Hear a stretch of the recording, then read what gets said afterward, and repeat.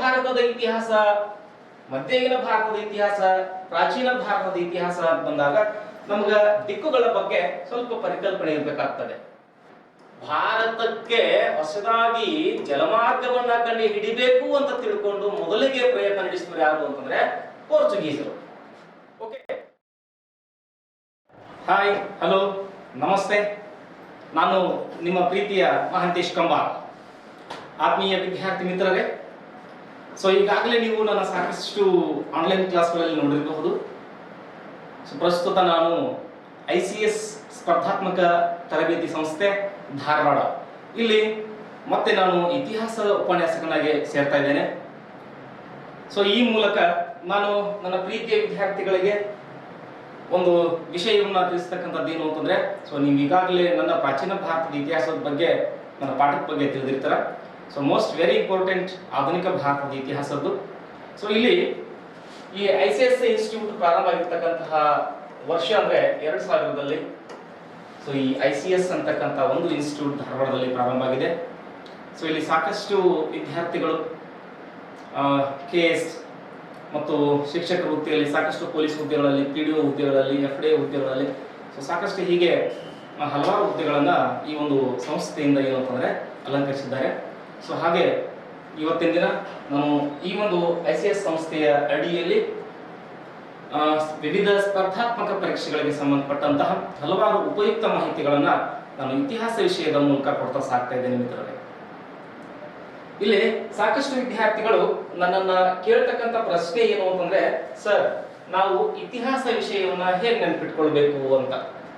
So ನನಗೆ ಅನಿಸಿದ ಪ್ರಕಾರ ನಾವು ಇತಿಹಾಸ ವಿಷಯವನ್ನ ಆಧುನಿಕ ಭಾರತದ ಇತಿಹಾಸದ ಒಂದು ವಿಷಯ ವಸ್ತುವನ್ನ ಮೊದಲಿಗೆ ನಾವು ಆಯ್ಕೆ ಮಾಡ್ಕೊಂಡ್ವಿ ಅಂತಂದ್ರೆ, ಸೊ ಆಧುನಿಕ ಭಾರತ ಅಂದ್ರೆ ನಾವು ಆಧುನಿಕ ಮನುಷ್ಯರು, ನಾವು ಮಾನವರು ನಾವು. ಸೊ ನಮ್ಗೆ ಬಹಳ ಹತ್ತಿರವಾಗಿರ್ತಕ್ಕಂಥ ವಿಷಯಗಳು ಅಲ್ಲಿ ಸಿಗ್ತಿರ್ತವೆ. ಸೊ ಹೀಗಾಗಿ ಮೊದಲನೇ ಭಾಗದಲ್ಲಿ ಅದನ್ನು ಸಂಪೂರ್ಣವಾಗಿ ಅಧ್ಯಯನ ಮಾಡಿ ತಿಳ್ಕೊಂಡ್ರೆ ಸೊ ನಮ್ಗೆ ಪ್ರಾಚೀನ ಭಾರತದ ಇತಿಹಾಸ ಮತ್ತು ಮಧ್ಯಯುಗೀನ ಭಾರತದ ಇತಿಹಾಸ ಬಹಳ ಈಸಿಯಾಗಿ ಅರ್ಥ ಆಗ್ತದೆ. ಇಲ್ಲಿ KS ಮಟ್ಟಗಳು ಪ್ರಶ್ನೆಗಳನ್ನ ಮಾಡ್ತಕ್ಕಂಥದ್ದು, ಸೊ FDA STಗಳಲ್ಲಿ ಪ್ರಶ್ನೆ ಮಾಡ್ತಕ್ಕಂಥದ್ದು, ಹಾಗೆ ಪೊಲೀಸ್ ಸಿವಿಲ್ ಎಕ್ಸಾಮ್ಗಳಲ್ಲಿ ಸಾಕಷ್ಟು ಪ್ರಶ್ನೆಗಳು ಬರ್ತಕ್ಕಂಥ ಭಾಗ ಯಾವುದು ಅಂತಂದ್ರೆ ಆಧುನಿಕ ಭಾರತದ ಇತಿಹಾಸ. ಸೊ ಆತ್ಮೀಯ ವಿದ್ಯಾರ್ಥಿಗಳೇ, ಈ ಆಧುನಿಕ ಭಾರತದ ಇತಿಹಾಸ ಅನ್ನೋ ವಿಷಯ ವಸ್ತುವನ್ನ ನೋಡುವುದಾದ್ರೆ ಒಟ್ಟು ನಮ್ಗ ಭಾರತದ it means only Indian history ಪರೀಕ್ಷಾ ದೃಷ್ಟಿಯಿಂದ ನೋಡ್ಬೇಕು ನಾವು. ಸೊ ಇಲ್ಲಿ ನಮ್ಗೆಲ್ಲರಿಗೂ ಗೊತ್ತದೆ, ನಾವು ಪ್ರಾಚೀನ ಭಾರತದ ಇತಿಹಾಸ ಅಂತ ಅಧ್ಯಯನ ಮಾಡ್ತೀವಿ. ಸೊ ಪ್ರಾಚೀನ ಭಾರತದ ಇತಿಹಾಸವನ್ನ ಕುರಿತಾಗಿ ಅಧ್ಯಯನ ಮಾಡ್ತೀವಿ. ಸೊ ಮಧ್ಯಕಾಲೀನ ಭಾರತದ ಇತಿಹಾಸದ ಬಗ್ಗೆ ಅಧ್ಯಯನ ಮಾಡ್ತೀವಿ. ಹಾಗೆ ಸೊ ಇವತ್ತು ನಾವು ತೆಗೆದುಕೊಂಡಿರ್ತಕ್ಕಂಥ ಆಧುನಿಕ ಭಾರತದ ಬಗ್ಗೆ ತಿಳ್ಕೊಳ್ತೀವಿ. ಸೊ ವೆರಿ ಇಂಪಾರ್ಟೆಂಟ್ ಮತ್ತೊಂದು ಅಂದ್ರೆ ಕರ್ನಾಟಕದ ಬಗ್ಗೆ, ಇಟ್ ಮೀನ್ಸ್ ಕರ್ನಾಟಕ ಇತಿಹಾಸದ ಮೇಲೆ ಪ್ರಶ್ನೆಗಳು ಬರ್ತಕ್ಕಂಥದ್ದು KS ಮಟ್ಟದಲ್ಲಿ, ಹಾಗೆ PSI ಮಟ್ಟದಲ್ಲಿ ಸಾಕಷ್ಟು ಪ್ರಶ್ನೆಗಳನ್ನು ನಾನು ಇಲ್ಲಿ ಚರ್ಚೆ ಮಾಡ್ತಾ ಹೋಗ್ತೇನೆ ವಿಷಯದೊಂದಿಗೆ. ಸೊ ಅದಕ್ಕೆ ಸೊ ಇಲ್ಲಿಯವರೆಗೂ ನಮ್ಮ ICS ಯೂಟ್ಯೂಬ್ ಚಾನಲ್ಗೆ ಯಾರಾದರೂ ಸಬ್ಸ್ಕ್ರೈಬ್ ಆಗಿಲ್ಲ ಅಂತಂದ್ರೆ ಸೊ ನಿಮ್ಮ ಮಿತ್ರರಿಗೆ, ನಿಮ್ಮ ಸ್ನೇಹಿತರಿಗೆ, ನಿಮ್ಮ ಮನೆಯಲ್ಲಿರೋ ಸಂಬಂಧಿಕರಿಗೆ, ಅಣ್ಣ ಅಥವಾ ತಂಗಿ, ಸೊ ಅವರಿಗೆ ರೆಫರ್ ಮಾಡ್ರಿ. ಸೊ ಇಲ್ಲಿ ಸಾಕಷ್ಟು ವಿಷಯಗಳನ್ನ ಹೊತ್ತು ತರ್ತಾ ಇದ್ದೇನೆ. ಸೊ ಇದು ನನ್ನ ಮೊದಲನೇ ಕ್ಲಾಸ್ ICS ನಲ್ಲಿ. ಇದಕ್ಕೆ ನೀವೆಲ್ಲರೂ ಹರಸಿ ಹಾರೈಸಿ ಅಂತ ಕೇಳ್ತಾ ಸೊ ತರಗತಿಯನ್ನ ಪ್ರಾರಂಭಿಸ್ತಾ ಇದ್ದೇನೆ ಮಿತ್ರರೇ. ಇಲ್ಲಿ ಆಧುನಿಕ ಭಾರತದ ಇತಿಹಾಸ, ಮಧ್ಯಯುಗೀನ ಭಾರತದ ಇತಿಹಾಸ, ಪ್ರಾಚೀನ ಭಾರತದ ಇತಿಹಾಸ ಅಂತ ಬಂದಾಗ ನಮ್ಗ ದಿಕ್ಕುಗಳ ಬಗ್ಗೆ ಸ್ವಲ್ಪ ಪರಿಕಲ್ಪನೆ ಇರಬೇಕಾಗ್ತದೆ. ಸೊ ನಮ್ಮ ದೇಶದ ಇತಿಹಾಸ ಪ್ರಾರಂಭ ಆಗುವುದ ಈ ಇಂಪಾರ್ಟೆಂಟ್ ದಿಕ್ಕಿನಿಂದ. ಇಲ್ಲಿಯೂ ಕೂಡ ಅದೇ ಆಗ್ತದೆ. ಸೊ ಆ ದಿಕ್ಕು ಯಾವುದು ಅನ್ನೋದು very interesting, very important. So ಇದೊಂದು ಕಚ್ಚಾ ನಕ್ಷೆ ಅಂತ ಅನ್ಕೊಳ್ರಿ. ಪ್ರಾಚೀನ ಭಾರತದ ಇತಿಹಾಸದಲ್ಲಿ ಅಧ್ಯಯನ ಮಾಡಬೇಕಾದ್ರೆ ಇದೇ ದಿಕ್ಕು ಇಂಪಾರ್ಟೆಂಟ್ ಆಗಿರ್ತದೆ. ಮಧ್ಯಯುಗೀನ ಭಾರತದಲ್ಲಿ ಅರಬ್ಬರ ದಾಳಿಗಳಾಗಬೇಕು ಅಂತಂದ್ರೆ ಇದೇ ದಿಕ್ಕು ಇಂಪಾರ್ಟೆಂಟ್ ಆಗಿರ್ತದೆ. ಓಕೆ, ಆಧುನಿಕ ಭಾರತದ ಇತಿಹಾಸದ ವಿಷಯ ವಸ್ತುವನ್ನು ಅಧ್ಯಯನ ಮಾಡಬೇಕಾದ್ರೆ ಇದೇ ದಿಕ್ಕು ಅಂದ್ರೆ ವಾಯವ್ಯ ದಿಕ್ಕು. ಭಾರತದ ಯಾವ ದಿಕ್ಕು ಎಂದರೆ ವಾಯವ್ಯ ದಿಕ್ಕು. ಸೊ ಹಾಗಾದ್ರೆ ಈ ದಿಕ್ಕಿನ ಮೇಲೆ ಆಗಿರ್ತಕ್ಕಂಥ ಪರಿಣಾಮಗಳು, ಪ್ರಭಾವಗಳು ಹೇಗೆ ಪ್ರಾರಂಭ ಆಗ್ತದೆ ಆಧುನಿಕ ಭಾರತದ ಇತಿಹಾಸ, ಸೊ ಅನ್ನೋದು ನಮಗೆ ವೆರಿ ಇಂಟ್ರೆಸ್ಟಿಂಗ್. ಸರಿ, ಇಲ್ಲಿ ಮೊದಲನೇ ಚಾಪ್ಟರ್ ನಾವು ಭಾರತಕ್ಕೆ ಐರೋಪ್ಯರ ಆಗಮನ ಅಥವಾ ಯುರೋಪಿಯನರ ಆಗಮನ ಅಂತ ಕರೀತೀವಿ. ಸೊ ಯಾರ ಆಗಮನ ರೀ? ಯುರೋಪಿಯನ್ನರ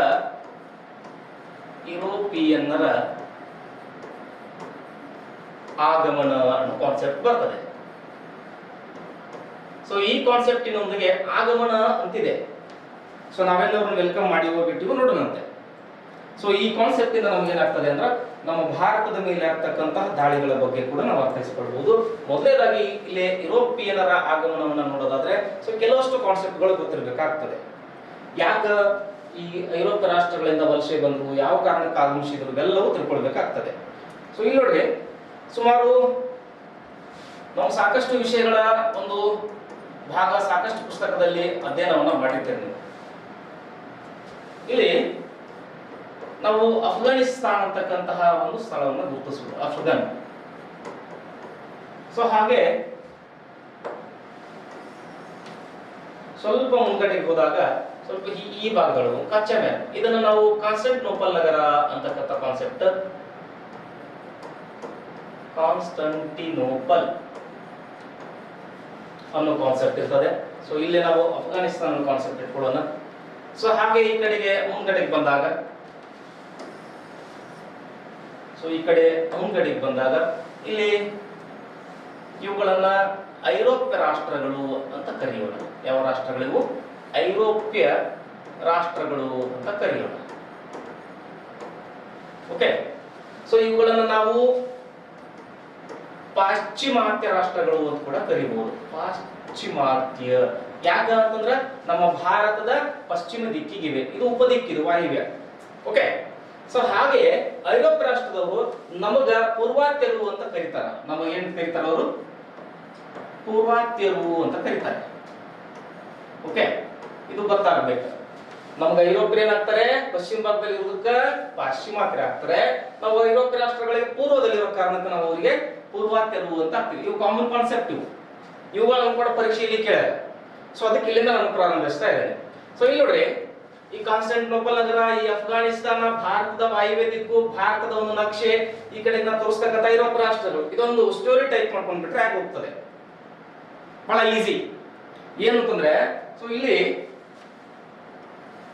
ಇದರ ಮೇಲೆ ನಮ್ಗೆ ಆಧುನಿಕ ಭಾರತದ ಇತಿಹಾಸದ ಕಾನ್ಸೆಪ್ಟ್ ಪ್ರಾರಂಭ. ಸೊ ಇಲ್ಲಿ ನೋಡ್ರಿ ಆತ್ಮೀಯ ವಿದ್ಯಾರ್ಥಿಗಳೇ, ಈ ಐರೋಪ್ಯರಿಗೆ ನಮ್ಮ ಭಾರತದೊಂದಿಗೆ ಈ ಮುಂಚೆ ಆ ನೆಲಮಾರ್ಗದ ಮೂಲಕ ಏನಿತ್ತು ಅಂತಂದ್ರೆ ವಹಿವಾಟಿತ್ತು. ಯಾವ ಮಾರ್ಗ ರೀ? ಸೊ ನೆಲಮಾರ್ಗದ ಮೂಲಕ. ಯಾವ ಮಾರ್ಗ? ಸೊ ನೆಲಮಾರ್ಗ. ಸೊ ಈ ಕಾನ್ಸೆಪ್ಟ್ ಕೊಡ್ತೀನಿ ನಾನು. ಇಲ್ಲೇನು ಅಫ್ಘಾನಿಸ್ತಾನ್ ಅಂತಕ್ಕಂಥ ಒಂದು ಸ್ಥಳವನ್ನು ನಾನು ಇಲ್ಲಿ ಗುರುತಿಸ್ತಿದ್ದೀನಿ. ಸೊ ಇದು ಅರಬ್ಬರ ಒಡೆತನಕ್ಕೆ ಒಳಪಟ್ಟಿತ್ತು.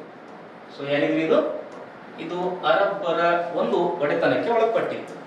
ಈ ಕಾನ್ಸ್ಟಂಟಿನೋಪಲ್ ನಗರಕ್ಕೆ ಮುಂಚೆ ಬೈಜಾಂಟಿಯಂ ಅಂತ ಕರೀತಿದ್ರು. ಬೈಜಾಂಟಿಯಂ ಅಥವಾ ಟಿಯನ್ ಅಂತ ಕರೀತಾರೆ. ಓಕೆ. ಸೊ ಪ್ರಸ್ತುತ ಇದನ್ನ ಇಸ್ತಾಂಬುಲ್ ಅಂತ ಕರೀತಾರೆ. ಇಸ್ತಾಂಬುಲ್ ಅಂತ ಕರೀತಾರೆ. ಓಕೆ. ಸೊ ಒನ್ಸ್ ಅಗೇನ್, ಮಧ್ಯದೊಳಗೆ ಕಾನ್ಸ್ಟಂಟಿನೋಪಲ್ ಅಂತ ಹೆಸರು ಪಡಿತು. ಇಟ್ ಮೀನ್ಸ್ ಅದನ್ನ ಬೈಜಾಂಟಿಯಂ ಅಂತಕ್ಕಂಥ ಒಂದು ಸಾಮ್ರಾಜ್ಯದ ಆ ಒಂದು ಒಡೆತನಕ್ಕೆ ಒಳಪಟ್ಟಿತ್ತು. ಸೊ ಕಾನ್ಸ್ಟಂಟಿನೋಪಲ್ ನಗರ ಪ್ರಸ್ತುತ ಈಗ ಇಸ್ತಾಂಬುಲ್ ಅಂತ ಕರೆಸಿಕೊಳ್ತದೆ. ಇದು ಈ ಕಾನ್ಸ್ಟಂಟಿನೋಪಲ್ ನಗರ ಇಟಲಿಯ ಏಕಸ್ವಾಮ್ಯಕ್ಕೆ ಒಳಪಟ್ಟಿತ್ತು ಅಂತ ಹೇಳ್ತಾರೆ. It means patent. ಏಕಸ್ವಾಮ್ಯ ಎಂದರೆ ಪೇಟೆಂಟ್, ಏಕಸ್ವಾಮ್ಯ. ಇಟ್ ಮೀನ್ಸ್ ಈ ಭಾರತದೊಂದಿಗೆ ಅರಬ್ಬರ ವ್ಯಾಪಾರ ವಹಿವಾಟುಗಳು ಕ್ರಿಸ್ತ ಶಕ 6-7ನೇ ಶತಮಾನದಲ್ಲಿ ಪ್ರಾರಂಭ ಆಗ್ತದೆ. ಮತ್ತೆ ಈಗಿನ ಭಾರತ ಪ್ರಾರಂಭವಾಗಿದೆ ಅರಬ್ಬರ ದಾಳಿಗಳಿಂದ.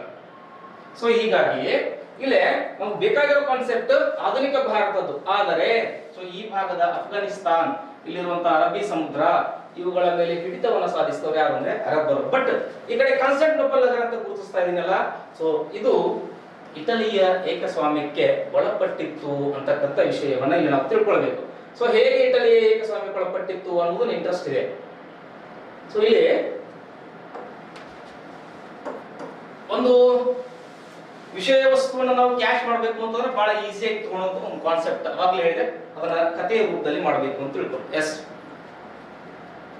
ಒಂದು ಎಕ್ಸಾಂಪಲ್ ಕೊಡ್ತೀನಿ. 1295 ಈ ವರ್ಷ ಇರಲಿ, 1295. ಸೊ ಇಟಲಿಯ ಒಬ್ಬ ವ್ಯಕ್ತಿ ಮಾರ್ಕೋ ಪೋಲೋ ಅಂತ. ಯಾವ ಪೋಲೋ ರೀ? ಮಾರ್ಕೋ ಪೋಲೋ ಅಂತ ಒಬ್ಬ ವ್ಯಕ್ತಿ. ಈ ಮಾರ್ಕೋ ಪೋಲೋ ಅಂತಕ್ಕಂಥವ ಐರೋಪ್ಯ ರಾಷ್ಟ್ರದಿಂದ ಭಾರತದ ನೆಲಮಾರ್ಗದ ಮೂಲಕ ವಾರಂಗಲ್ಲಿನ ಕಾಕತೀಯರು ಅಂತ ಬರ್ತಾರೆ. ಯಾರಿ? ವಾರಂಗಲ್ಲಿನ ಕಾಕತೀಯರು ಅಂತ ಬರ್ತಾರೆ. ಸೊ ಅವ್ರ ಮಣಿತನಕ್ಕೆ ನೆಲಮಾರ್ಗದ ಮೂಲಕ ಭೇಟಿ ಕೊಟ್ಟಿದ್ದ. ಇಟ್ ಮೀನ್ಸ್ ಅರಬ್ಬರಾಯ್ತು, ಸೊ ಈ ಕಡೆ ಐರೋಪ್ಯ ರಾಷ್ಟ್ರಗಳಾಯ್ತು, ಭಾರತದೊಂದಿಗೆ ಈ ಮೂಲಕ ವ್ಯಾಪಾರ ವಹಿವಾಟನ್ನ ಹೊಂದಿದ್ವು ಅಂತ ಅರ್ಥ. ಸೊ ಈ ಕಡೆ ಅಫ್ಘಾನಿಸ್ತಾನದ ಒಂದು ಒಡೆತನವನ್ನ ಅರಬ್ ನೋಡ್ಕೊಳ್ತಿದ್ರೆ, ಇಲ್ಲಿ ಕಾನ್ಸ್ಟಾಂಟಿನೋಪಲ್ ನಗರ ಅಂತದಲ್ಲ, ಸೊ ಅದರ ಆಡಳಿತವನ್ನ, ಅದರ ಒಂದು ಏಕಸ್ವಾಮ್ಯವನ್ನ ಇಟ್ಲಿ ಹೊಂದಿತ್ತು. ಇಟ್ ಮೀನ್ಸ್ ಭಾರತದ ವಸ್ತುಗಳು ಹೋಗಿ ಅಫ್ಘಾನಿಸ್ತಾನದಾಗ ಬೆಳೆದಿತ್ತು, ಅಲ್ಲಿಂದ ಡಿಸ್ಟರ್ಬ್ ಆಗುತ್ತೆ ಎಲ್ಲಿವರೆಗೂ? ಕಾನ್ಸ್ಟಾಂಟಿನೋಪಲ್ ನಗರದವರೆಗೆ. ಅಲ್ಲಿಂದ ಏನಾಗೋದು? ಎಸ್, ಈ ಕಡೆ ಐರೋಪ್ಯ ರಾಷ್ಟ್ರಗಳಿಗೆ, ಸೊ ಅಲೆಕ್ಸಾಂಡ್ರಿಯಾ, ಸಿರಿಯಾ, ಪರ್ಷಿಯಾ, ಹಲವಾರು ರಾಷ್ಟ್ರಗಳಿಗೆ ಏನಾಗ್ತಿತ್ತು ಅಂದ್ರೆ ಹರಿದು ಹಂಚಿ ಹೋಗ್ತಿತ್ತು. ಸೊ ಆದ್ರೆ ಇಲ್ಲ ಹೇಳ್ತಕ್ಕಂತ ವಿಷಯ ನೋಡ್ರಿ, ಒಂದು ಎಕ್ಸಾಂಪಲ್ ಕೊಟ್ಟಿದ್ದೇನೆ. ಐರೋಪ್ಯ ರಾಷ್ಟ್ರಗಳೊಂದಿಗೆ ಲಿಂಕ್ ಇತ್ತು, ಸಂಬಂಧ ಇತ್ತು, ವ್ಯಾಪಾರ ವಹಿವಾಟು ಅಂತ ತಿಳ್ಕೊಂಡು. ಸೊ ಅಲ್ಲಿ ಸುಮಾರು 1453ರ ಹೊತ್ತಿಗೆ, ಸೊ 1453ರ ಹೊತ್ತಿಗೆ ಟರ್ಕರು ಅಂತ ಬರ್ತಾರೆ. ಯಾರೇ? ಟರ್ಕರು ಅಂತ ಬರ್ತಾರೆ. ಇವರು ಅಟೋಮನ್ ಟರ್ಕರ್ ಅಂತ ಕೂಡ ಕರೀತಾರೆ. ಸೊ ಇವರ ವ್ಯಕ್ತಿ ಯಾರು ಅಂದ್ರೆ ಎರಡನೇ ಮಹಮ್ಮದ ಅಂತ ಕರೀತಾರೆ. ಎರಡನೇ ಮಹಮ್ಮದ್ ಅಂತ ಕರೀತಾರೆ. ಸೊ ಈ ಒಬ್ಬ ಟರ್ಕಿಯ ಸುಲ್ತಾನ ಕಾನ್ಸ್ಟಾಂಟಿನೋಪಲ್ ನಗರವನ್ನ ಈ ವರ್ಷದಲ್ಲಿ ವಶಕ್ಕೆ ಪಡೆದ. ಇಟ್ ಮೀನ್ಸ್ ಇಟಲಿಯ ಹಿಡಿತದಲ್ಲಿ ಇದ್ದಂತಹ, ಇಟ್ ಮೀನ್ಸ್ ಜಿನಿವಾ ಮತ್ತು ವೆನಿಸ್ ನಗರದ ಹಿಡಿತದಲ್ಲಿದ್ದಂತಹ ಈ ಕಾನ್ಸ್ಟಾಂಟಿನೋಪಲ್ ನಗರ ಯಾರ ವಶ ಆಯಿತು ಅಂತಂದ್ರೆ ಟರ್ಕರ ವಶ ಆಯಿತು ಅನ್ನೋ ಕಾನ್ಸೆಪ್ಟ್ ಗೊತ್ತದೆ ಎಲ್ಲರಿಗೂ. ಸೊ ಹಾಗಾದ್ರೆ ಈ ಐರೋಪ್ಯ ರಾಷ್ಟ್ರದ್ದು ಭಾರತದೊಂದಿಗೆ ವ್ಯಾಪಾರ ವಹಿವಾಟು ಮಾಡಬೇಕು ಅಂತಂದ್ರೆ ಯಾವ ಉದ್ದೇಶ ಇತ್ತು, ಯಾವ ವಸ್ತುಗಳು ಬೇಕಿದ್ವು? ಸೊ ಕರೋನಾ ವಾರಿಯರ್ಸ್ ಅಂತ ನೆನ್ಪಿಡ್ರಿ, ಕರೋನಾ ವಾರಿಯರ್ಸ್ ಅಂತ ನೆನ್ಪಿಡ್ರಿ. ಸೊ ಹೇಗೆ ಎಲ್ಲರಿಗೂ ಗೊತ್ತದೆ, ಮೆಣಸು, ಏಲಕ್ಕಿ, ಸೊ ದಾಲ್ಚಿನ್ನಿ, ಸೊ ಹಾಗೆ ಶುಂಠಿ ಅಂತಕ್ಕಂಥ ಈ ವಸ್ತುಗಳೊಂದಿಗೆ ಇವು ಯಾಕೆ ಬೇಕು ಅವರಿಗೆ? ಅವರು ಮಾಂಸಾಹಾರಿಗಳು, ಮೀನ್ಸ್ ಶಾಕಾಹಾರಿಗಳು. ಅವ್ರಿಗೆ ಏನ್ ಬೇಕು? ಸೊ ಸಂಜಾತು ಅಂತಂದ್ರೆ ಒಲಿವುಡ್ ಪ್ರಕೃತಿ ಹೌದು. ಸೊ ಹೀಗಾಗಿ ಈ ವಸ್ತುಗಳು ಬೇಕಿತ್ತು. ಈಗ ಏನಾಗ್ತದೆ ಅಂತಂದ್ರೆ ಈ ಕಾನ್ಸ್ಟಾಂಟಿನೋಪಲ್ ನಗರ ಟರ್ಕರ ವಶ ಆದ ಕಾರಣಕ್ಕ ಸೊ ನೆಲಮಾರ್ಗ ಮುಚ್ಚಿ ಹೋಗಿದೆ. ಇದನ್ನ ವ್ಯಾಪಾರದ ಸ್ಥಿತ್ಯಂತರದ ಆರಂಭಿಕ ಹಂತ ಅಂತ ಕರೀತಾರೆ. ಆರಂಭಿಕ ಹಂತ ಅಂತ ಕರೀತಾರೆ. ಓಕೆ, ಸೊ ಇದು ಸ್ಥಿತ್ಯಂತರ ಅನ್ನೋ ಕಾನ್ಸೆಪ್ಟ್ ನೆನಪಿಟ್ಕೊಳ್ಳಿ. ಸ್ಥಿತ್ಯಂತರದ ಅನ್ನೋ ಪದ ಇಲ್ಲಿಂದ ಬಂದಿದೆ ಅಂತಂದ್ರೆ ಕಾನ್ಸ್ಟಾಂಟಿನೋಪಲ್ ನಗರ ಟರ್ಕರ ವಶ ಆಗಿರುವ ಕಾರಣಕ್ಕೆ ನೆಲಮಾರ್ಗ ಮುಚ್ಚಿದೆ. ಸೊ ಹೀಗಾಗಿ ಆ ಘಟನೆಯನ್ನ, ಆ ಸಂದರ್ಭವನ್ನ ಹೀಗೆ ಕರೀತಾರೆ, ವ್ಯಾಪಾರದ ಸ್ಥಿತ್ಯಂತರ ಆರಂಭಿಕ ಹಂತ ಅಂತ ಕರೀತಾರೆ. ಓಕೆ, ಇದು ಎಕ್ಸಾಮ್ ಬಂದಿರೋದು. ಸೊ ಆತ್ಮೀಯ ವಿದ್ಯಾರ್ಥಿಗಳೇ, ನಮಗ ಕಾನ್ಸೆಪ್ಟ್ ಪ್ರಾರಂಭ ಆಗೋದು ಇದೆಲ್ಲವೂ ಒಂದು ಪೀಠಿಕೆ ಇದ್ದಂತೆ. ಸೊ ಹಾಗಾದ್ರೆ ಈ ನೆಲಮಾರ್ಗ ಮುಚ್ಚಿದ ತಕ್ಷಣ ಈ ಐರೋಪ್ಯ ರಾಷ್ಟ್ರಗಳಿಗೆ ಬೇಕಾದಂತಹ ಆಹಾರ ಪದಾರ್ಥಗಳಿಗೆ ಹಾಕುವಂತ ಮಸಾಲೆ ಪದಾರ್ಥಗಳು ಏನದವಲ್ಲ, ಅವುಗಳಿಗಾಗಿ ಮತ್ತೆ ಏನ್ ಮಾಡಬೇಕು ಅಂತಂದ್ರೆ ಭಾರತದೊಂದಿಗೆ ನಾವು ವ್ಯಾಪಾರ ವಹಿವಾಟು ಮಾಡಬೇಕು ಅನ್ನೋ ಕಾನ್ಸೆಪ್ಟಿನ ಮೇಲೆ ಅವರು ಜಲಮಾರ್ಗವನ್ನ ಕಂಡುಹಿಡಿಯಲಿಕ್ಕೆ ಶುರು ಮಾಡ್ತಾರೆ. ಯಾವ ಮಾರ್ಗ? ಜಲಮಾರ್ಗ. ಕಾನ್ಸ್ಟಾಂಟಿನೋಪಲ್, ಅಫ್ಘಾನಿಸ್ತಾನ್, ಐರೋಪ್ಯ ರಾಷ್ಟ್ರಗಳು ಹೀಗೆ ಇರಲಿ. ಓಕೆ, ಸೊ ಇಲ್ಲಿ ಈ ಭಾಗಗಳಿಂದ ಏನ್ ಮಾಡಬೇಕು? ನೆಲಮಾರ್ಗ ಮುಚ್ಚಿ ಹೋಗಿದೆ, ಅದಕ್ಕೆ ಜಲಮಾರ್ಗ ಕಂಡು ಹಿಡಿಬೇಕು ಅನ್ನೋ ಕಾನ್ಸೆಪ್ಟ್ ಇದೆ. ಓಕೆ, ಸೊ ಇಲ್ಲಿ ಆಫ್ರಿಕಾ ಅಥವಾ ಆಫ್ರಿಕಾದ ದಕ್ಷಿಣ ತುದಿ ಅಂತ ತಲೆಯೊಳಗಿರ್ಲಿ. ಇಲ್ಲೇ ಏನ್ ಕಾನ್ಸೆಪ್ಟ್ ಅಂತಂದ್ರೆ, ಸೊ ಮೊದಲಿಗೆ ನೋಡ್ರಿ, ಪೋರ್ಚುಗೀಸರು ಭಾರತಕ್ಕೆ ಬಂದವರು. ಎರಡನೇದಾಗಿ ಬಂದವರು ಯಾರು ಅಂದ್ರೆ ಡಚ್ಚರ್ ಆಗಿರ್ತಾರೆ. ಮೂರನೇದಾಗಿ ಬಂದವರು ಯಾರು ಅಂದ್ರೆ ಹುಚ್ಚರಾಗಿರ್ತಾರೆ. ಏನಿದ್ರು ಹುಚ್ಚರ ಅಂತಾರಂತೀರ? ಎಸ್, ನಮ್ಗೇನವ್ರು ಅಂತಮ್ರ ಅಲ್ಲಲ್ಲ, ನಮ್ ಕಾಕನ ಮಕ್ಕಳು, ಮಾವನ ಮಕ್ಕಳಲ್ಲ, ಬ್ರಿಟಿಷರ್. ಓಕೆ, ಬ್ರಿಟಿಷರ್ ಬಂದಿರ್ತಾರೆ. ಸೊ ನಂತರದಲ್ಲಿ ಯಾರು ಬಂದಿರ್ತಾರೆ ಅಂತಂದ್ರೆ ಸೊ ಡೇನ್ ಅವ್ರು ಬಂದಿರ್ತಾರೆ. ಓಕೆ, ನಂತರದಲ್ಲಿ ಯಾರು ಬಂದಿರ್ತಾರೆ ಅಂತಂದ್ರೆ ಫ್ರೆಂಚ್ ಅವರು ಬಂದಿರ್ತಾರೆ. ಓಕೆ, ಸೊ ಇದ್ರ ಮೇಲೆ ನಾವು ಕಾನ್ಸೆಪ್ಟ್ ತಗೊಳ್ಳೋಣ. ಓಕೆ, ಎಸ್ ವಿದ್ಯಾರ್ಥಿ ಮಿತ್ರರೇ, ಈಗಾಗಲೇ ನೆಲಮಾರ್ಗ ಮುಚ್ಚಿದೆ, ಜಲಮಾರ್ಗದ ಒಂದು ಪ್ರಯತ್ನ ನಡೆದಿದೆ. ಯಾರಿಂದ ಅನ್ನೋದು ಇಂಪಾರ್ಟೆಂಟ್. ಎಸ್, ಭಾರತಕ್ಕೆ ಹೊಸದಾಗಿ ಜಲಮಾರ್ಗವನ್ನ ಕಂಡು ಹಿಡಿಬೇಕು ಅಂತ ತಿಳ್ಕೊಂಡು ಮೊದಲಿಗೆ ಪ್ರಯತ್ನ ನಡೆಸಿದ್ರು ಯಾರು ಅಂತಂದ್ರೆ ಪೋರ್ಚುಗೀಸರು.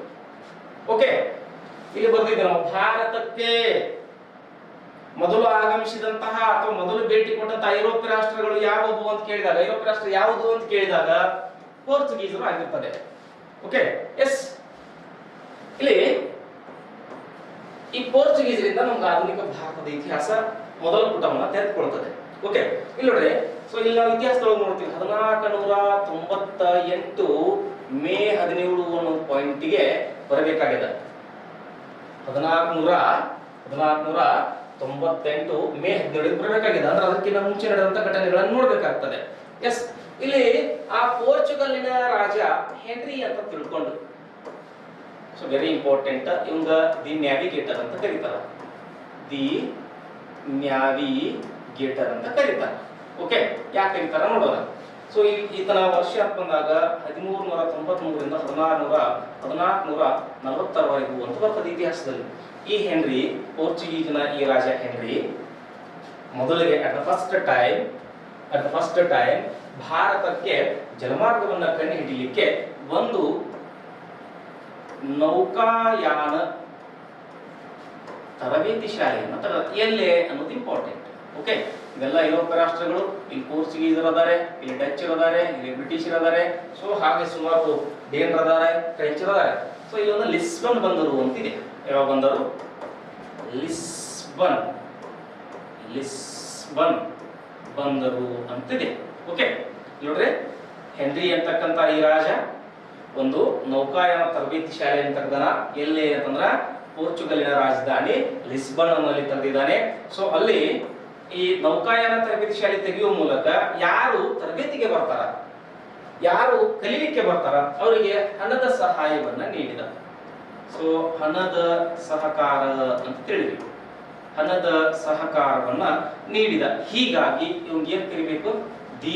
ದಿ ನ್ಯಾವಿಗೇಟರ್ ಅಂತ ಕರಿಬೇಕಾಗ್ತದೆ. Okay, so once again, the navigator ಎಂದು ಯಾರಿಗೆ ಕರೆಯುತ್ತಾರೆ?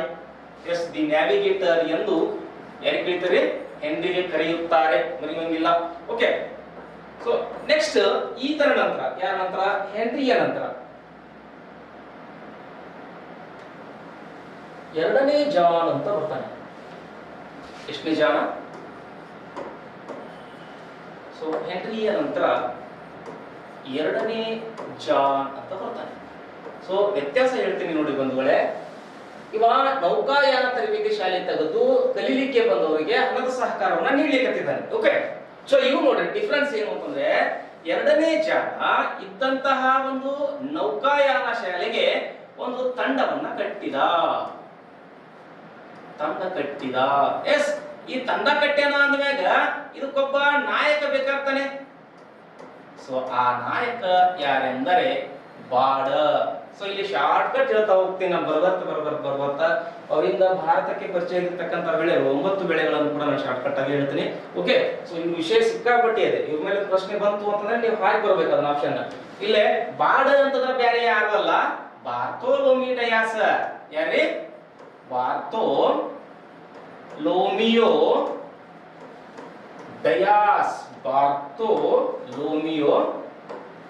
ಡಯಾಸ್ ಅಂತ ವ್ಯಕ್ತಿ. ಸೊ ಒನ್ಸ್ ಅಗೇನ್, ಎಷ್ಟನೇ ಜಾನ? ಎರಡನೇ ಜಾನ. ಪೋರ್ಚುಗಲಿನ ರಾಜ ಒಂದು ತಂಡ ಕಟ್ಟ್ಯಾನ, ಆ ತಂಡಕ್ಕೆ ಒಬ್ಬ ನಾಯಕನನ್ನು ಮಾಡ್ಯಾನ. ನಾಯಕ ಯಾರು ಅಂದ್ರೆ ಬಾರ್ತೋಲೋಮಿಯೋ ಡಯಾಸ್. ಈ ಬಾರ್ತೋಲೋಮಿ ಡಯಾಸ್ 1487ನೇ ವರ್ಷ. ಎಷ್ಟನೇ ವರ್ಷ ರೀ? 1487ನೇ ವರ್ಷದಲ್ಲಿ ಸೊ ಹೀಗೆ ಪ್ರಯಾಣವನ್ನು ಪ್ರಾರಂಭಿಸ್ತಾರೆ. ಎಸ್, ಲಿಸ್ಬನ್ ಬಂದರಿನಿಂದ ತನ್ನ ಪ್ರಯಾಣ ಶುರು ಮಾಡಿದ. ಟಪ ಟಪ ಟಪ ಟಕ ಅಂತ ಬರಕ್ಕೆ ಸ್ಟಾರ್ಟ್ ಮಾಡಿದ. ಎಸ್, ಬಂದ ಸ್ಟಾಪ್ ಆದ. ಆಫ್ರಿಕಾದ ದಕ್ಷಿಣದ ತುದಿ. ಯಾವ ತುದಿ? ಆಫ್ರಿಕಾದ ದಕ್ಷಿಣದ ತುದಿಗೆ ಸ್ಟಾಪ್ ಆದ, ನಿಂತ. ಯಾವ ಕಾರಣಕ್ಕೆ ಅನ್ನೋದು ಇಂಪಾರ್ಟೆಂಟ್. ಸೊ ಈ ಕಡೆಯಿಂದ ಜೋರಾದ ಬಿರುಗಾಳಿ ಬೀಸಲಿಕ್ಕೆ ಶುರು ಆಯಿತು. ಸೊ ನಾವು ಭಾರತದ ಮಲಬಾರ್ ತೀರ ಅಂತ ಕರಿತೀವಿ. ತೀರಗಳ ಬಗ್ಗೆ ಹೇಳ್ತೇನೆ ನಾನು ಮಾತಾಡ್ತೀನಿ. ಓಕೆ, ಬಾರ್ತೋಲೋಮಿ ಡಯಾಸ್ ತನ್ನ ಪ್ರಯಾಣ ಶುರು ಮಾಡ್ಯಾನ. ಸೊ ಪ್ರಯಾಣ ಶುರು ಮಾಡಿ ಎಲ್ಲಿಗೆ ಬಂದನ? ಆಫ್ರಿಕಾದ ದಕ್ಷಿಣದ ತುದಿಗೆ ಬಂದನ. ಅವನು ಏನು ಅನ್ವಯಿಸ್ಲಿಕ್ಕತ್ತಾನ? ಇಲ್ಲೇ ಬಿರುಗಾಳಿಯನ್ನ ಎದುರಿಸ್ಲಿಕ್ಕತ್ತಾನ. ಸೊ ಇಲ್ಲಿ ಒಂದು ಪ್ರಕ್ರಿಯೆ, ಒಂದು ಕೆಲಸವನ್ನ ಮಾಡಿದ. ಏನು ಆ ಕೆಲಸ ಅಂತಂದ್ರ, ಇಲ್ಲಿ ಬೀಸ್ತಕ್ಕಂತಹ ಈ ಗಾಳಿಯ ಹೊಡೆತಕ್ಕೆ ಹೆದರಿ ಬಾರ್ತೋಲಮಿ ಡಯಾಸ್ ಇದಕ್ಕೊಂದು ಹೆಸರು ಕೊಟ್ಟ. ಸೊ ಎಲ್ಲರೂ ಕೇಪ್ ಆಫ್ ಗುಡ್ ಹೋಪ್ ಅಂತಾರ. ಸೊ ಅದಲ್ಲ ಅವನು ಕೊಟ್ಟಿರೋದು. ಸೊ ಬಾರ್ತೋಲಮಿ ಡಯಾಸ್ ಆಫ್ರಿಕಾದ ತುದಿಯನ್ನ ನೋಡ್ರಿ, ಆಫ್ರಿಕಾದ ದಕ್ಷಿಣ ತುದಿಯನ್ನ ತಲುಪಿ ಅಲ್ಲಿ ತಾನು ಎದುರಿಸಿದಂತಹ ಬಿರುಗಾಳಿಯ ಅನುಭವವನ್ನ ಹೀಗೆ ಕರೆದ. ಏನಂತ? ಇದು ಇದು ಬಿರುಗಾಳಿಯ ಇದು ಬಿರುಗಾಳಿಯ ಭೂಶಿರ ಎಂದು ಕರೆದ. ಏನ್ರಿದು? ಬಿರುಗಾಳಿಯ ಭೂಶಿರ. ಯಾಕೆ ಕರೆದ್ರು? ಬಾರ್ತೋಲಮಿ ಡಯಾಸ್ ಕರೆದ. ಮೀನ್ಸ್ ಬಾಡ ಈ ರೀತಿ ಕಾರಣ ಏನು ಅಂತಂದ್ರೆ ಆತ ಅನುಭವಿಸಿದ್ದು ಗಾಳಿಯ ಹೊಡೆತವನ್ನ. ಅವ ತಪ್ಪಿ ಏನಾದ್ರೂ ಬಿರುಗಾಳಿ ಬೀಸಿದ್ರೆ ಬೀಸಿತ್ತು, ನಾ ಹೋಗೇ ಬಿಡ್ತೀನಿ ಅಂತ ಹೋಗಿದ್ನು ಅಂತಂದ್ರ ಅವ್ನು ಯಾವ ಕಡಿದ್ರ ಅಲೆ ಅಥವಾ ಗಾಳಿ ಹೊಡೆತಕ್ಕೆ ಸಿಕ್ಕು ದಪ್ಪಕ್ಕಿದ್ದ, ಇಲ್ಲ ಅಂತಂದ್ರ ರಿಪ್ಪಕ್ಕಿದ್ದ. ಓಕೆ, ಅದಕ್ಕ ಇಲ್ಲಿಂದ ಹೆದರಿ ಮತ್ತೆ ತನ್ನ ತಾಯ್ನಾಡಿಗೆ ಮರಳುವ ಮುಂಚೆ ಆಫ್ರಿಕಾದ ದಕ್ಷಿಣದ ತುದಿಗೆ ಏನೆಂದು ಕರೆದ? ಬಿರುಗಾಳಿಯ ಭೂಶಿರ. ಇದನ್ನ ಇಂಗ್ಲಿಷ್ನಾಗ ಕೇಪ್ ಆಫ್ ಸ್ಟರ್ಮ್ ಅಂತ ಕರೀತಾರೆ. ಏನದು? ಕೇಪ್ ಆಫ್ ಸ್ಟರ್ಮ್ಸ್ ಅಥವಾ ಸ್ಟರ್ಮ್ ಅಂತ ಕರೀತಾರೆ. ಓಕೆ, ಈ ಸುದ್ದಿನ ತಗೊಂಡು ಹೋಗಿ ಇದೇ ಬಾರ್ತೋಲಮಿ ಡಯಾಸ್ ಎರಡನೇ ಜಾಣ ಹೇಳ್ಯಾನ. ಹಿಂಗಾಗ್ಯದ ಅಂತ ತಿಳ್ಕೊಂಡು ಅದಕ್ಕೆ ಎರಡನೇ ಜಾಣ ಏನಂತ? ಏನು ಹುಚ್ಚದಿ ಓ ಬಾಡನಿ. ಇಟ್ ಮೀನ್ಸ್ ಬಾರ್ತೋಲಮಿ ಡಯಾಸ್ ಇಂದಲ್ಲ ನಾಳೆ ಗಾಳಿ ನಿಲ್ಬೋದಲ್ಲ. ಸೊ ಭೌಗೋಳಿಕ ಪ್ರಕ್ರಿಯೆಗಳು ಹಿಂಗಿರುವುದಕ್ಕೆ ರೀತಿ ಸ್ವಲ್ಪ ದಿನ ನಿಂತು ನೀನು ಮುಂದೆ ದಾರಿಯನ್ನು ನೋಡಬೇಕಿತ್ತು ಅಂತ ಹೇಳಿದಾಗ, ಸೊ ಅದಕ್ಕೆ ಎರಡನೇ ಜಾಣ ಅದು ಬಿರುಗಾಳಿಯ ಭೂಶಿರ ಅಲ್ಲ ಬಾರ್ತೋಲಮಿ ಡಯಾಸ್, ಅದು ಕೇಪ್ ಆಫ್ ಸ್ಟರ್ಮ್ ಅಲ್ಲ ಬಾರ್ತೋಲಮಿ ಡಯಾಸ್, ಅದು ಒಳ್ಳೆಯ ಭರವಸೆಯ ಭೂಶಿರ ಅಂತ ಕರೆದ. ಯಾರೇ? ಎರಡನೇ ಜಾಣ. ಎಷ್ಟನೇ ಜಾಣ? ಎರಡನೇ ಜಾಣ ಆಫ್ರಿಕಾದ ದಕ್ಷಿಣದ ತುದಿಗೆ ಏನೆಂದು ಕರೆದ? ಎರಡನೇ ಜಾಣ ಆಫ್ರಿಕಾದ ದಕ್ಷಿಣದ ತುದಿಗೆ ಏನೆಂದು ಕರೆದ? ಎಸ್, ಒಳ್ಳೆಯ ಭರವಸೆಯ ಭೂಶಿರ. ಒಳ್ಳೆಯ ಭರವಸೆಯ ಭೂಶಿರ. ಇಂಗ್ಲಿಷ್ನಾಗೆ yes, cape of good hope. Cape of, sir ಏನು ಇಂಗ್ಲಿಷ್ ಕನ್ನಡ ಕೂಡೇ ಬರೀ ಆಗ್ತಿರಲಿಲ್ಲ ಅಂತಾರೇನು? ಸೊ ನಿಮ್ಗೆ ನೆನ್ಪಿಡಿತದ ಅನ್ನೋ ಕಾರಣಕ್ಕೆ ಕೇಪ್ ಆಫ್ ಗುಡ್ ಹೋಪ್ ಅಂತ ಕರೆಯೋದು. ಎಸ್, ಒನ್ಸ್ ಅಗೇನ್ ಪ್ರಶ್ನೆ ಹೀಗಿದೆ.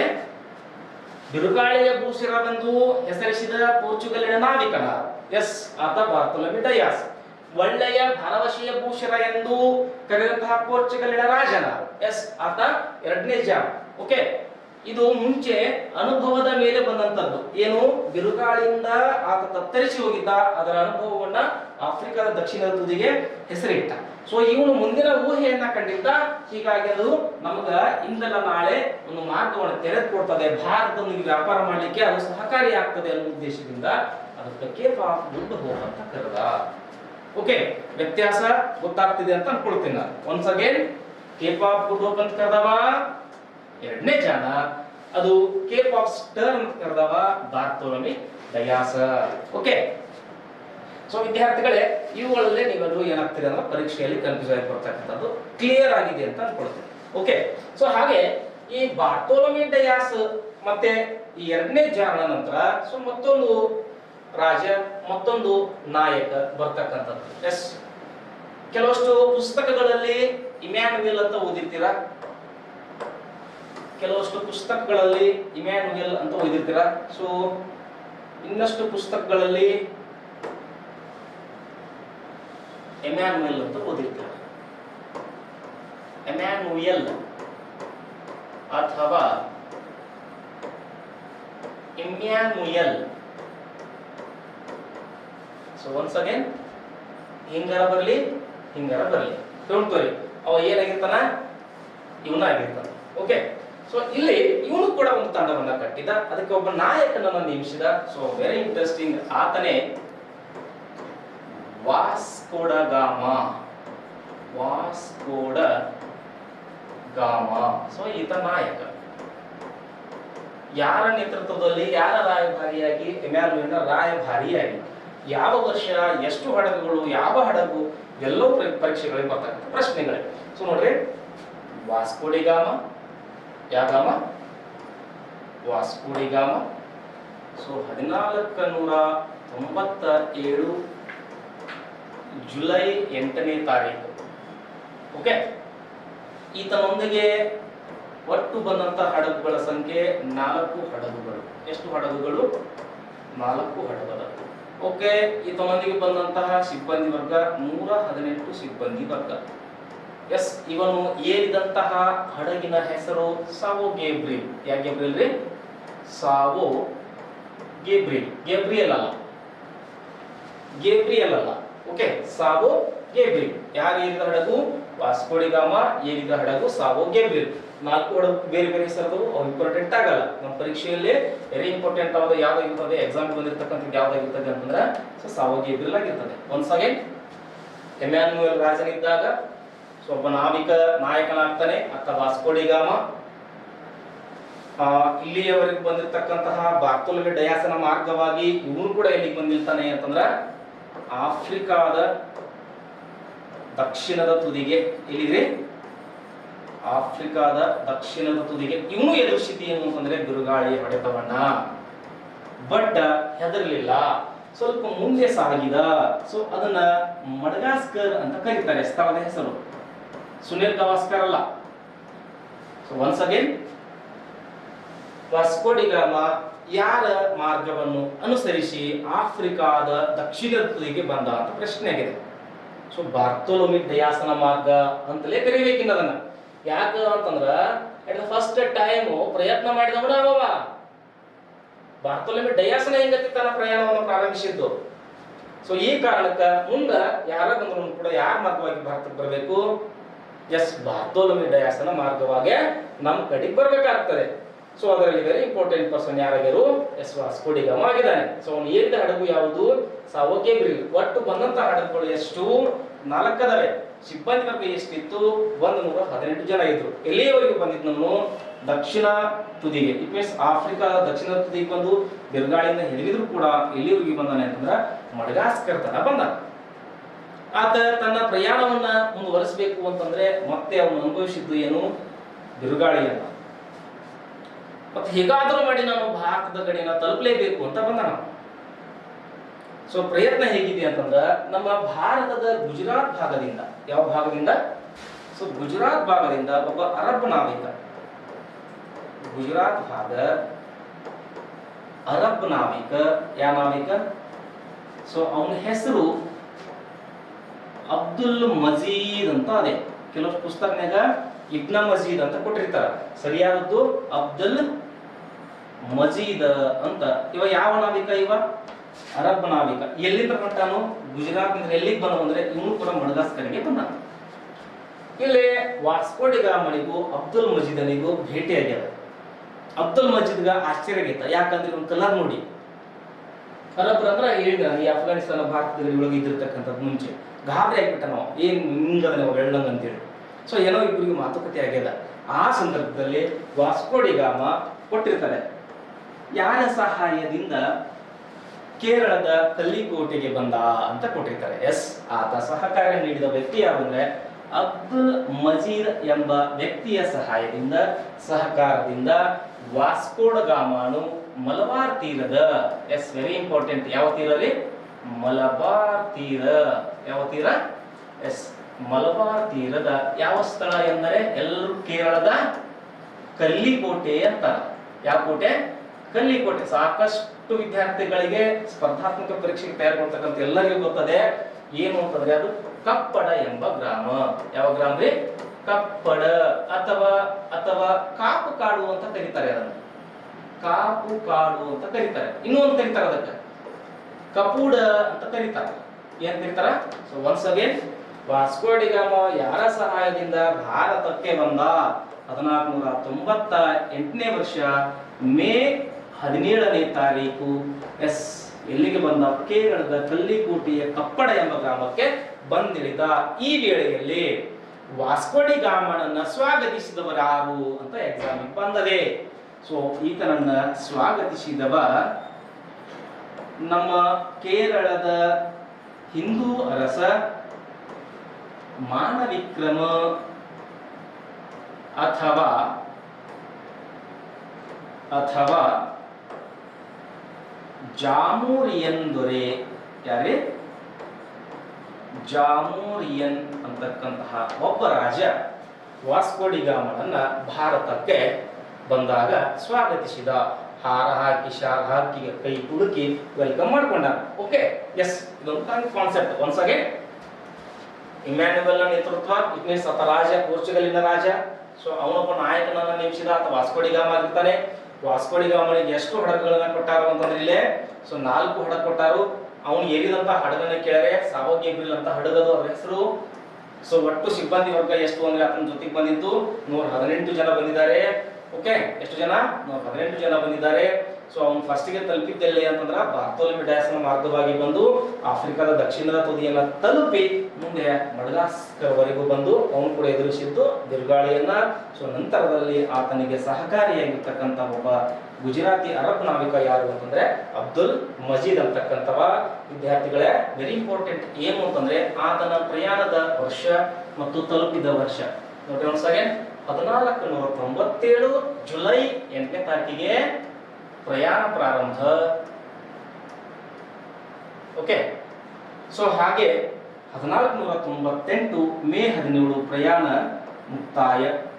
ಎಸ್, ಪ್ರಾರಂಭ ಎಲ್ಲಿಂದ ಅಂದ್ರೆ ಲಿಸ್ಬನ್ ಬಂದರಿಂದ. ಎಲ್ಲಿಂದ್ರಲ್ಲಿ? ಲಿಸ್ಬನ್ ಬಂದರು. ಅಂತ್ಯ ಎಲ್ಲಿಗೆ ಅಂದ್ರೆ ಕೇರಳದ ಕಲ್ಲಿಕೋಟೆಯ ಕಪ್ಪಡ ಎಂಬ ಗ್ರಾಮ.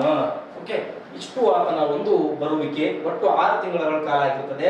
ಇಲ್ಲಿ ಭಾರತಕ್ಕೆ ಬಂದು ಮಲಬಾರ್ ತೀರದಲ್ಲಿ ಸುಮಾರು 3 ತಿಂಗಳುಗಳ ಕಾಲ. ಎಷ್ಟು ತಿಂಗಳು? 3 ತಿಂಗಳು ಇಲ್ಲೇ ನಮ್ಮ ಭಾರತದಲ್ಲೇ ಉಳಿದು ಏನ್ ಮಾಡಿದ? So very important. ಇಲ್ಲಿ ಏನೇನಾಗಿದೆ, ಏನೇನ್ ನಡೆದ ಅನ್ನೋ ಒಂದು ಮಾಹಿತಿಯನ್ನ ತಿಳ್ಕೊಳ್ಳಿಕ್ಕೆ ಪ್ರಯತ್ನಿಸ್ತಾನೆ. ಹೇಗೆ ಅಂತಂದ್ರ ಪ್ರಸ್ತುತ ಆ ಮಾನವಿಕ್ರಮ ಅಥವಾ ಜಾಮೋರಿಯನ್ ಅರಸ ಜಾಮೋರಿಯನ್ನ ಸೊ ಅರಬ್ಬರೊಂದಿಗೆ, ಯಾರೊಂದಿಗೆ? ಅರಬ್ಬರೊಂದಿಗೆ ಸ್ನೇಹದಿಂದಿದ್ದ. ಹೆಂಗಿದ್ದ? ಸ್ನೇಹದಿಂದಿದ್ದ. ಸೊ ಇದನ್ನ ನೋಡಿದ್ಯಾರು? ವಾಸ್ಕೋ ಡಿ ಗಾಮ. ಇಲ್ಲಿ ಏನು ಪ್ರಾಬ್ಲಮ್ ಮಾಡಲ್ಲ. ಓಕೆ, ಸರಿ. ಹಾಗೆ ಮತ್ತೊಂದು 3 ತಿಂಗಳ ಕಾಲ ಇದ್ದು ಗಮನಿಸಿರ್ತಕ್ಕಂಥದ್ದು ಮಲಬಾರ್ ತೀರದಲ್ಲಿ. ಯಾವ ತೀರದಲ್ಲಿ? ಮಲಬಾರ್ ತೀರದಲ್ಲಿದ್ದ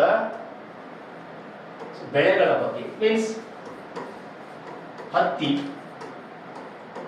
ರೇಷ್ಮೆ, ಓಕೆ, ನಮ್ಮ ಭಾರತದ ಶ್ರೀಗಂಧದ ಬಗ್ಗೆ, ಹಾಗೆ ಅದರ ಜೊತೆಗೆ ಸಕ್ಕರೆಯ ಬಗ್ಗೆ. ಸೊ ವೆರಿ ಇಂಟ್ರೆಸ್ಟಿಂಗ್ ಏನು ಅಂತಂದ್ರೆ ಕರಕುಶಲತೆಯ ಬಗ್ಗೆ. ಇಟ್ ಮೀನ್ಸ್ ಕಲಾತ್ಮಕತೆ ಅಂತ ಕರಿತೇವೆ ನಾವು. ಇವುಗಳ ಬಗ್ಗೆ ಅತ್ಯಂತ ಗಾಢವಾಗಿ ಒಂದು 3 ತಿಂಗಳ ಕಾಲ ಅಧ್ಯಯನವನ್ನು ಕೈಗೊಂಡು ವಾಪಸ್ ತನ್ನ ತಾಯ್ನಾಡಿಗೆ ಆಗಸ್ಟ್ ತಿಂಗಳಿನಲ್ಲಿ ಮರಳಿದ. ಸೊ ಅಲ್ಲಿ ವಾಪಸ್ ಹೋದಾಗ ಆತ ಒಯ್ದದ್ದು ಅಪಾರ ಸಂಪತ್ತನ್ನು. ಏನನ್ನು? ಅಪಾರ ಸಂಪತ್ತಿನೊಂದಿಗೆ ತನ್ನ ತಾಯ್ನಾಡಿಗೆ ವಾಸ್ಕೋ ಡಿ ಗಾಮ ಮರಳಿದ ಅಂತ ಹೇಳ್ತಾರೆ. ಸೊ ಈ ವಾಸ್ಕೋ ಡಿ ಗಾಮ ಭಾರತಕ್ಕೆ ಬಂದಿದ್ದು 3 ಟೈಮ್ಸ್. ಸೊ ಈಗಾಗಲೇ ಗೊತ್ತು 1498ಕ್ಕೆ ಒಮ್ಮೆ, ಸೊ ಮತ್ತೆ 1501 ಬರ್ತಾನ. ಸೊ ಮತ್ತೆ 1524ರಲ್ಲಿ ಬಂದು ಇಲ್ಲೇ ಸಾಯ್ತಾನ, ಕೊಚ್ಚಿನ್ ಒಳಗೆ ಸಾಯ್ತಾನ. ಎಲ್ಲಿ ಸಾಯ್ತಾನ? ಕೊಚ್ಚಿನ್. ಇಟ್ ಮೀನ್ಸ್ ಮಲಬಾರ್ ತೀರದಲ್ಲಿ. ಯಾವ ತೀರ? ಮಲಬಾರ್ ತೀರದಲ್ಲಿ ಆತ ನಿಧನ ಹೊಂದಿದ ಅಂತ ಅರ್ಥ. ಓಕೆ, ಹಾಗಿದ್ರೆ ಈ ವಾಸ್ಕೋ ಡಿ ಗಾಮನ ನಂತರ ಇಷ್ಟು ಅಪಾರ ಸಂಪತ್ತಿನೊಂದಿಗೆ ಹೋಗ್ಯಾನ ಅಂದಮೇಲೆ ಸೊ ಅಲ್ಲಿರ್ತಕ್ಕಂತಹ ಪೋರ್ಚುಗೀಸರು ಮತ್ತಷ್ಟು ಆಶೆ ಬರುತ್ತದೆ. ಸೊ ಆ ಸಂಪತ್ತಿನ ಬಗ್ಗೆ ಮತ್ತಿನ್ನೂ ಏನು ಸಿಗ್ತದೆ ಭಾರತದಲ್ಲಿ ಅಂತ ತಿಳಿಲಿಕ್ಕಾಗಿ ಸೊ ಈತರ ನಂತರ ಮತ್ತೊಬ್ಬ ಭಾರತಕ್ಕೆ ಬಂದ 1500ನೇ ವರ್ಷ. ಎಷ್ಟನೇ ವರ್ಷ ರೀ? ಸೊ ವರ್ಷ 1500. ಸೊ ಬಂದವನು ಕೇಬ್ರಾಲ್, ಬ್ರೆಜಿಲಿನ ಅನ್ವೇಷಕ. ಈ ಕೇಬ್ರಾಲ್ ಭಾರತಕ್ಕೆ ಆಗಮಿಸಿದ. ಸೊ ವೆರಿ ಇಂಟ್ರೆಸ್ಟಿಂಗ್ ಏನು ಅಂತಂದ್ರೆ ಇವನು ಮಾರ್ಚ್ 9ನೇ ತಾರೀಕಿಗೆ 13 ಹಡಗುಗಳು. ಎಷ್ಟು ಹಡಗು? 13 ಹಡಗುಗಳೊಂದಿಗೆ ಲಿಸ್ಬನ್ ಬಂದರಿನಿಂದ, ಯಾವ ಬಂದರು? ಲಿಸ್ಬನ್ ಬಂದರಿನಿಂದ ಹೊರಟು ಎಲ್ಲಿಗೆ ಬಂದಿಳಿಬೇಕು? ಸೇಮ್ ಪ್ಲೇಸ್, ಕೇರಳದ ಕಲ್ಲಿಕೋಟೆ. ಇಲ್ಲಿಯ ಕೋಟೆ? ಕೇರಳದ ಕಲ್ಲಿಕೋಟೆಗೆ ಬಂದಿಳಿದ. ಈ ಮಾರ್ಗ ಯಾರ್ದಾಗಿರ್ತದೆ ಅಂತಂದ್ರ ಆಫ್ರಿಕಾದ ದಕ್ಷಿಣದ ತುದಿವರೆಗೂ ಬಾರ್ತೋಲೊಮೆ ಡಯಾಸ್ ಅಂತಾಗಿರ್ತದೆ. ಮುಂದಿನ ಮಾರ್ಗ ವಾಸ್ಕೋ ಡ ಗಾಮನಾಗಿರ್ತದೆ. ಇಲ್ಲಿ ಈ ರೀತಿಯ ಪ್ರಶ್ನೆ ಕೇಳಿಕ್ಕಿಲ್ಲ, ಡೋಂಟ್ ವರಿ. Okay, yes. ಹಾಗೆ ಈತ ಏಪ್ರಿಲ್ 22ನೇ ತಾರೀಕಿನ ಅದೇ ವರ್ಷ 15ನೇ ವರ್ಷ 13ನೇ ವರ್ಷ. ಸೊ ಮಾರ್ಚ್ 9ಕ್ಕೆ ಪ್ರಯಾಣ ಪ್ರಾರಂಭ. ಎಷ್ಟು ಹಡಗು ಅಂದ್ರೆ 13 ಹಡಗುಗಳು. ಏಪ್ರಿಲ್ 22ಕ್ಕ ಅಲ್ಲಿಗೆ ಬಂದಿಳಿದ. ಓಕೆ, ಬಂದಿಳಿದ ತಕ್ಷಣಕ್ಕ ಕಲ್ಲಿಕೋಟೆಯಲ್ಲಿ ಒಂದು ವ್ಯಾಪಾರಿ ಕೋಟೆಯನ್ನು ತೆಗೆದ. ಇಲ್ಲೇ ಕಲ್ಲಿಕೋಟೆ ಯಾರ ಸಹಾಯದಿಂದ ಎಂದರೆ ಕೊಚ್ಚಿನ್ ಅರಸನ ಸಹಾಯದಿಂದ ಅಥವಾ ಸಹಕಾರದಿಂದ ಒಂದು ವ್ಯಾಪಾರಿ ಕೋಟೆಯನ್ನು ತೆಗಿತಾನ. ಎಲ್ಲೇ ಅಂತ ಕೇಳಿದ್ರ ಸೊ ಕಲ್ಲಿಕೋಟೆಯಲ್ಲಿ. ಓಕೆ, ನಂತರದಲ್ಲಿ ಇವ ವ್ಯಾಪಾರಿ ಕೋಟೆಯನ್ನೇನೋ ತೆಗೆದ. ಬಟ್ ಈ ಕೊಚ್ಚಿನ ಅರಸನಿಗೆ ಜಾಮೋರಿಯನ್ಗೆ ಏನಿತ್ತು ಅಂದ್ರೆ ವೈರತ್ವ ಇತ್ತು. ಈ ಕಾರಣದಿಂದಾಗಿ ಜಾಮೋರಿಯನ್ ಅರಸ ಸೊ ಈ ಕೇಪ್ರಾಲ್ ಅನ್ನ ಯುದ್ಧ ಮಾಡಿ ಸೋಲಿಸಿ ಅಲ್ಲಿಂದ ಓಡಿಸಿ ಬಿಟ್ಟ. ಸೊ ಈಗ ಆಗ್ತಕ್ಕಂಥ ವೆರಿ ಇಂಪಾರ್ಟೆಂಟ್ ಪಾಯಿಂಟ್ ಏನು ಅಂತಂದ್ರೆ ಎಸ್, ಮತ್ತೆ ವಾಸ್ಕೋ ಡಿ ಗಾಮ ಆಗಮಿಸಿದ. So very important point, very important. So ಏನು ಅಂತಂದ್ರೆ ವಾಸ್ಕೋ ಡಿ ಗಾಮ ಮತ್ತೆ ಭಾರತಕ್ಕೆ ಅವಾಗಲೇ ಹೇಳಿದೆ 1501ರಲ್ಲಿ ಬಂದಿದ್ದಾನೆ, 1524ರಲ್ಲಿ ಬಂದಿದ್ದಾನೆ ಅಂತ. ಸೊ ಇಲ್ಲಿ ಗಾಮ 1501ಕ್ಕೆ ಭಾರತಕ್ಕೆ ಮತ್ತೆ ಆಗಮಿಸಿದ. ಸೊ ಯಾವ ಕಾರಣಕ್ಕೆ ಅಂತ ಎಲ್ಲರಿಗೂ ಗೊತ್ತದೆ. ವಿವಿಧ ಪದಾರ್ಥಗಳನ್ನ ಈಗಾಗಲೇ ಒಯ್ದಿದ್ದ, ಸಾಕಷ್ಟು ಸಂಪತ್ತನ್ನು ಒಯ್ದಿದ್ದ, ಲಾಭವನ್ನು ಕೂಡ ಅಲ್ಲಿ ಗಳಿಸ್ಕೊಂಡಿದ್ದ. ಹೀಗಾಗಿ ಮತ್ತೆ ಕೆಲವಷ್ಟು ವಸ್ತುಗಳನ್ನು ಒಯ್ಯಬೇಕು, ಸಂಪತ್ತನ್ನು ಗಳಿಸಬೇಕು ಅನ್ನೋ ಆಶೆಯಿಂದ ಭಾರತಕ್ಕೆ ಮತ್ತೆ ಬಂದ. ಸೊ ಇಲ್ಲಿ ವಾಸ್ಕೋ ಡಿ ಗಾಮ ಬಂದ ತಕ್ಷಣಕ್ಕೆ ಕೊಚ್ಚಿನ್ ಮತ್ತು ಕಣ್ಣಾನೂರುಗಳಲ್ಲಿ ಅಂತ ಹೇಳ್ತಾರೆ. ಕೊಚ್ಚಿನ್ ಮತ್ತು ಕಣ್ಣಾನೂರುಗಳಲ್ಲಿ ತಾತ್ಕಾಲಿಕವಾಗಿ, ಅಂದ್ರೆ ಈ ಪದ ಇಂಪಾರ್ಟೆಂಟ್, ತಾತ್ಕಾಲಿಕವಾಗಿ ಒಂದು ವ್ಯಾಪಾರಿ ಕೋಟಿ ಸ್ಥಾಪಿಸಿದ. ಯಾವ ಕೋಟಿ ಇದೆ ಅದು? ವ್ಯಾಪಾರಿ ಕೋಟಿ. ಓಕೆ, ವ್ಯಾಪಾರಿ ಕೋಟೆಯನ್ನು ಸ್ಥಾಪಿಸಿದ. ಇದು ತಾತ್ಕಾಲಿಕ, ಇವು ಫಿಕ್ಸ್ಡ್ ಅಲ್ಲ.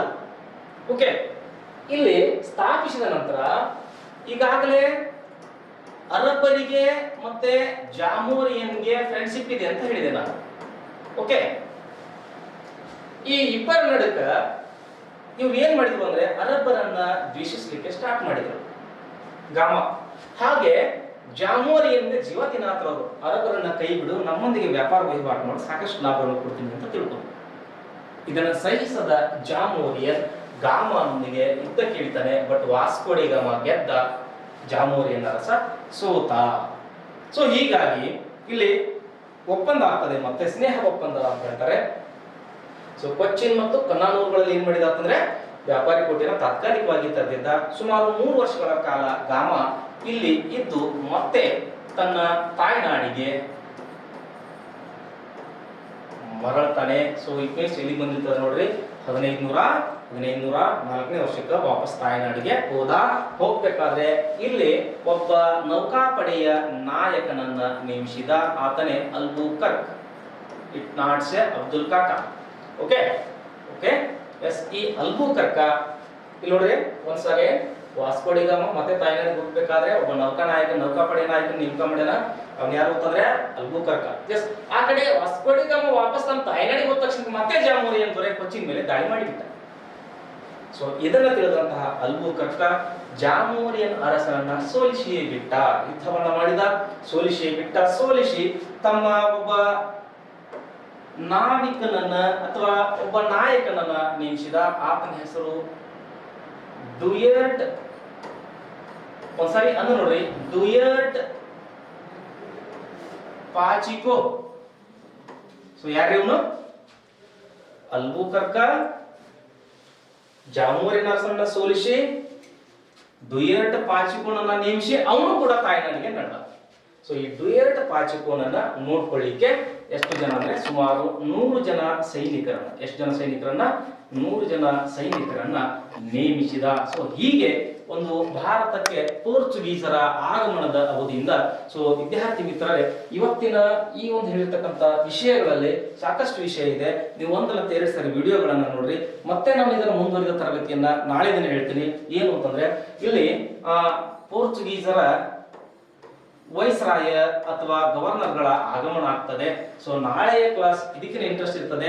ಯಾಕ ಅಂತಂದ್ರೆ, ಅವರು ಎಲಿಫೆಂಟ್ ಅಂತ ಯಾವ ಸ್ಥಳಕ್ಕೆ ಕರೆದ್ರು, ಅವ್ರಿಗೆ ನಮ್ಗೆ ಏನನ್ನು ಪರಿಚಯ ಆಯಿತು, ಮುದ್ರಣಯಂತ್ರ ಯಾವ ವರ್ಷ ನಮ್ಮ ಭಾರತಕ್ಕೆ ಆಗಮನ ಆಯಿತು, ಅದರ ಹಿನ್ನೆಲೆ ಏನು, ಸೊ ಭಾರತಕ್ಕೆ ಭೇಟಿ ಕೊಟ್ಟಂತ ಮೊದಲ ಪೋರ್ಚುಗೀಸ್ ಪಾದ್ರಿ ಯಾರು, ಯಾವ ಸ್ಥಳಕ್ಕೆ ಭೇಟಿ ಕೊಟ್ಟ, ಸೊ ಹಾಗೆ ಕೃಷ್ಣದೇವರಾಯ, ನಮ್ಮ ವಿಜಯನಗರದ ಅರಸರಾಗಿರ್ತ ಕೃಷ್ಣದೇವರಾಯರು ಅವರಿಗೂ ಮತ್ತು ಈ ಪೋರ್ಚುಗೀಸರಿಗೂ ಯಾವ ರೀತಿ ಸಂಬಂಧ ಇತ್ತು, ಯಾವುದಕ್ಕಾಗಿ ಸಂಬಂಧ ಬೆಳೀತು, ಇನ್ನು ಸಾಕಷ್ಟು ವಿಷಯಗಳನ್ನ ನಾಳೆ ದಿನ ಚರ್ಚೆ ಮಾಡ್ತೇನೆ.